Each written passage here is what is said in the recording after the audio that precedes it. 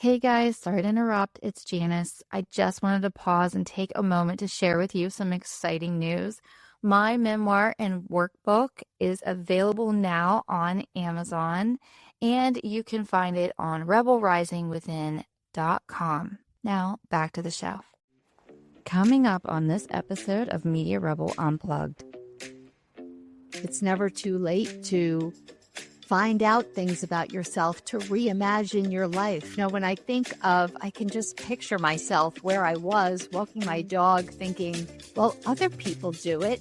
Why not me? How did you start that journey? On my 50th birthday, my friends insisted on taking me away for the weekend, which was amazing because it was the first time in my adult life where I didn't have to worry about anyone else but me. It is never, ever too late. I have discovered, I believed 100% that I did not have a creative bone in my body. And after 50, I said yes to things I never would have said yes to in my life. My mother always talks about her regrets, and I thought, I don't want to be that person who gets to the end of their life looking back with all these regrets. Welcome back to Media Rebel Unplugged. I'm Janice Becker. Today we're talking about rebuilding in midlife, especially after loss, caregiving, or a long stretch of putting yourself last. Joining me is Debbie Weiss, bestselling author, speaker, and podcast host. She's the author of On Second Thought, Maybe I Can, and The Sprinkle Effect, and she hosts the Maybe I Can podcast. Debbie, I am so happy to have a fellow podcaster here today. Thank you so much, Janice. I'm really excited to be here. Tell our audience a little bit about you and, take us back to what drove you to be in this new season of life. I became a family caregiver at 17. My father, who was only 46, had a massive stroke and survived, but was permanently disabled. And my parents were divorced. So I became his caregiver for the next 30 years. And then when my oldest son was 2, he was diagnosed on the autism spectrum and gained some other diagnoses as well. And when I turned 50, just found myself overwhelmed, exhausted, like on that hamster wheel. But yet from the outside, because I also have a small insurance agency, I live in a nice house in a beautiful neighborhood. Like from the outside, everything looked great. But inside, I was truly dying and didn't even know. Exhausted is not a strong enough adjective to really represent how I felt. And when I turned 50, it was something about that number that really hit me hard.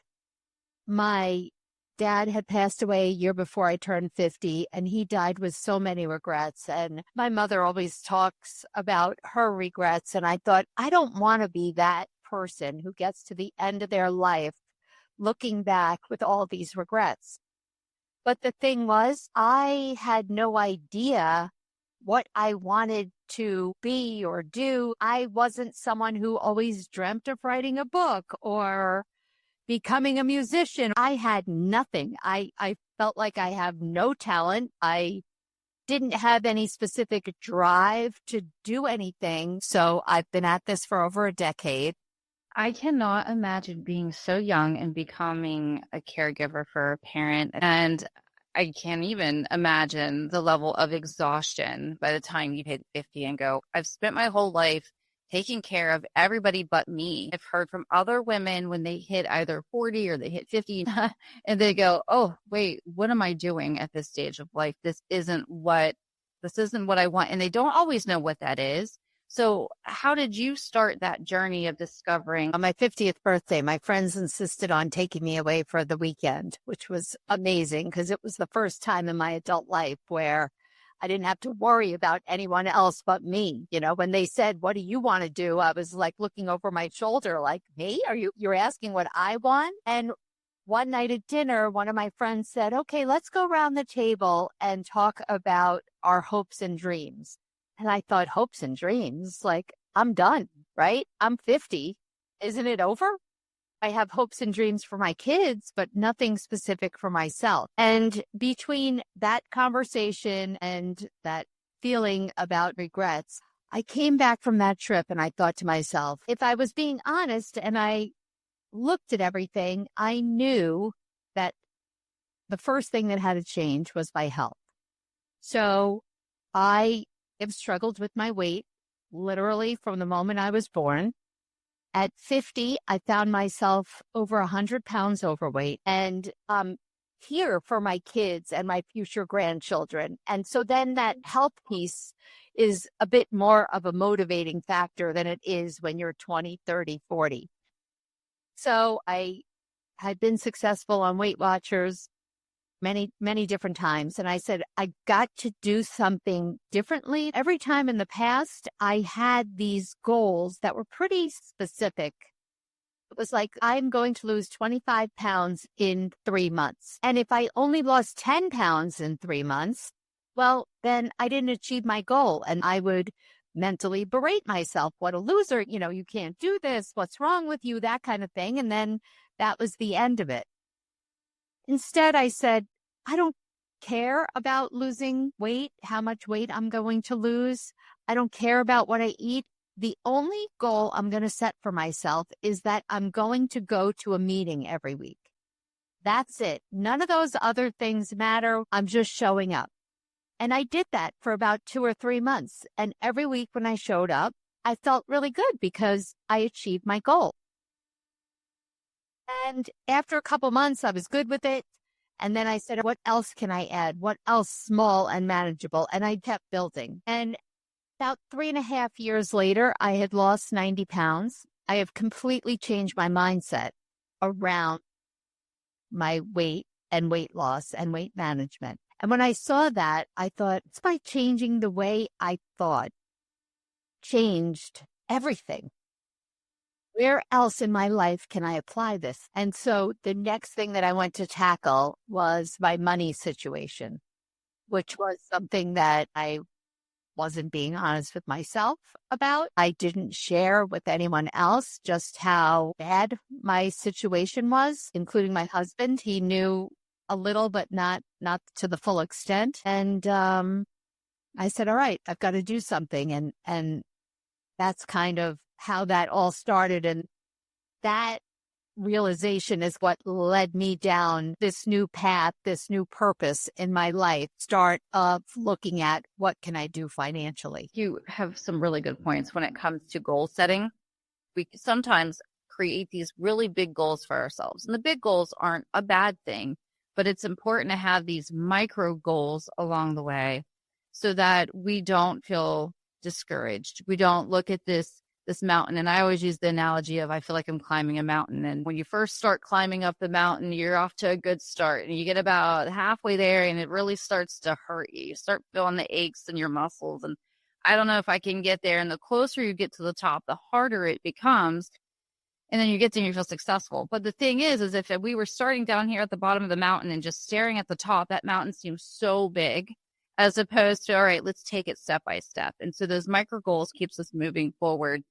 And I love how then you were able to take that in one area of your life and apply it to other areas as well, because we could do that. And a lot of times we do not. Yeah. Once you see success and you realize what that small micro goal, like going to the Weight Watchers meeting, how is that helping me achieve? I have to lose 100 pounds. It seems like it's a little drop in the bucket that's not making a difference.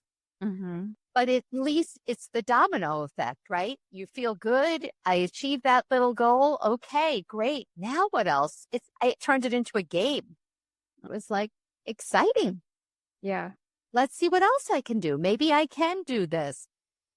So once the way now, how do I make money? Is that how you start speaking? And you wrote these 2 books? So it turned out that I originally, when I started down the money thing, I did the same thing, starting really, really small. I actually started selling some of my things on Facebook Marketplace. And even when I made like $3, I was so excited because I was doing something about my trouble, my problem, where for years, I was just sticking my head in the sand and just taking responsibility, taking ownership. And taking action, even though it was so small, even though, I would save whatever cash I got from Facebook Marketplace, and I had enough to pay for my haircut every month, where I didn't have to take it out of my regular budget or whatever it was. And that started to feel good.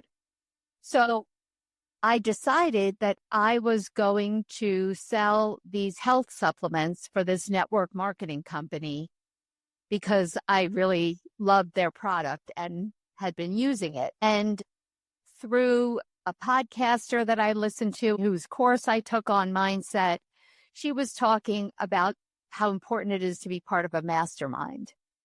And I had no idea what that meant.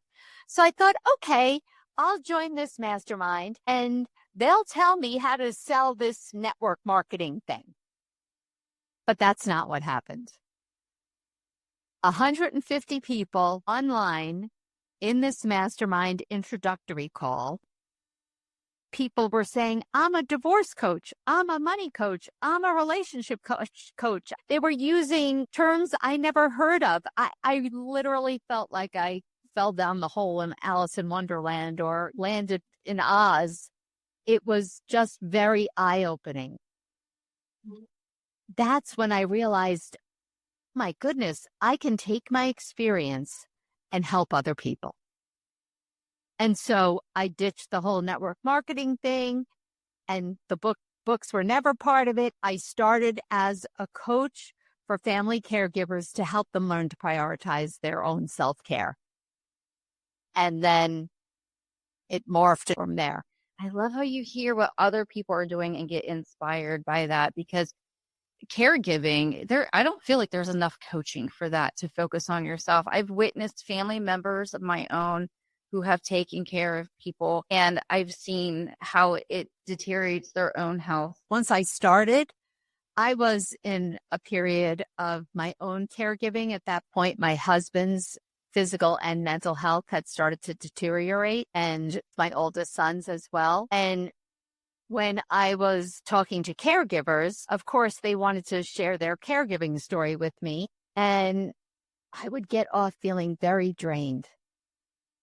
I'm empathetic. I was in such a season of struggle with my own caregiving that it was just too much for me emotionally. And that's when I realized that I have a broader message, which is what I'm, now talking about, which is it's never too late. It's never too late to find out things about yourself, to reimagine your life. When I think I can just picture myself where I was walking my dog thinking, well, other people do it. What do they do, or what makes them different or special? Why not me? I won't know unless I try. And I think what happened too was it became less about the money and now more about helping people and my overall mission. And as a matter of fact, I have to say, in this aspect, I'm probably not the best business person because I keep forgetting I'm supposed to be doing any of this to make money. That is a great thing when you can help people and still you benefit from that monetary gain from helping. I feel like that's the best way to do it. I can relate. I come from the tech world. I'm doing digital marketing. I have a couple of agencies, but it wasn't fulfilling. And so when I turned 40, that was my eye-opening thing of how do I take everything that I've been through in my life, repurpose it to help other women, inspire other women. That's kind of the idea was formed to do the podcast because I had felt so alone as a female leader. Other women are probably feeling the same way. We go through really difficult, challenging things that we still have to lead our teams, our companies, even our families, when inside we're internalizing and we're going through a lot of different struggles. I mean, leading a company when you're going through a divorce is not an easy thing. Being a single parent, going through those things. And I was just like, what? Why not? Why not? Really? Why not do it? Why not try it? If it doesn't work, it doesn't work. But I tried it. So for other women listening like us who have been in that season of uncertainty and are hitting a milestone and they're feeling like maybe it's too late, what would you say to them? Well, I would say it is never, ever too late. I have discovered after 50, as I was taking these steps, I said yes to things I never would have said yes to in my life. And I was scared out of my mind. But almost every time I learn something about myself, something that I like, something that I enjoy, that I never would have known about myself. It's like I've uncovered a new side of myself. And through this journey, especially when I wrote the first book, I was in some group, just a day kind of thing with other authors. And I was one of the youngest. There were people there in their East who wrote their first book. And isn't that what we all want? Like, I don't know. I mean, retirement sounds great. And I'm not saying there's anything wrong with that. And I enjoy a lot of leisure activities, but I can't imagine not, now that I know what it feels like to do something that I'm passionate about, that's fulfilling, helping other people. I can't imagine saying, yeah, well, I'm just done with this for now. I want to keep learning and growing and helping until I draw my last breath. So I don't believe it is ever too late, ever, regardless of your circumstances, because for the majority of my life, I blamed it on my circumstances. It's never impossible. It's the story we tell ourselves to make ourselves feel better or keep what we think is keeping ourselves safe, but it's really keeping us stuck. It's great advice because we're creators. We're naturally creators. We create our either the story that we tell ourselves, or we create the opportunity that gives us a new path, or who knows what doors could be opened. And I was on social media yesterday and just saw a video. It was very inspiring. And it was just talking about how Ford, I think he was almost 45 when he created the Ford company. You got Colonel Sanders. I think he was 75 when he launched KFC. Who was the other one? Martha Stewart. Martha Stewart was in her mid 40s. She wasn't really well known, a household name, until she was about 50. The list goes on. And I think those are really great examples to help motivate people, because they're who we can easily identify with when they're like these bigger celebrities. But the only thing stopping you is you. Couldn't agree more. So let people know where they can find information on you, because I know you offer speaking and you have your books online, and I feel like you have all these other amazing things that are probably in the works. So where can people learn more about you? Thank you so much. The best place is my website, which is DebbieRWeiss.com. I am. All the socials? All the socials, all the links are on the website. Perfect. All right. So make sure you connect with Debbie. Debbie, I want to thank you so much for being on today and for inspiring so many people with your story and everything that you're doing. Well, thank you again for having me. It's been great. You're welcome. Thank you for listening to Media Rebel Unplugged. If you enjoyed this episode, please subscribe or share it with someone who needs it, and we'll see you next time.